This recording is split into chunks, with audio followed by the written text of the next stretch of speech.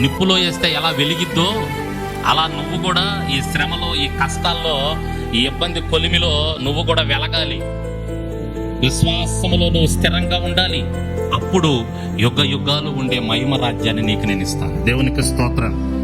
అందుకోసం నిన్ను ఈ విధంగా నడిపిస్తున్నానమ్మా, నిన్ను ఈ విధంగా నడిపిస్తున్నానయ్యా నేను అంటున్నాడు ఆయన.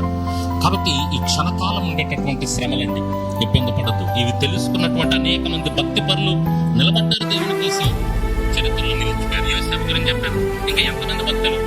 దావీదు గురించి ఆలోచన చేద్దాము. దావీదు జీవితం కూడా అలాగే. సమూయేలు వచ్చి తైలం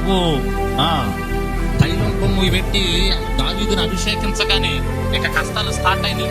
అన్నదమ్ముల నుంచి కష్టాలు, సౌలు నుంచి కష్టాలు, రాజు నుంచి కష్టాలు, అన్ని కష్టాలే. తరిమి తరిమి తరిమి తరిమి చంపడానికి చూశారు సౌలు. కష్టాలు కష్టాలు కష్టాలు అనుభవిస్తూ చివరికి రాజు అయ్యాడు. దేవునికి స్తోత్రం.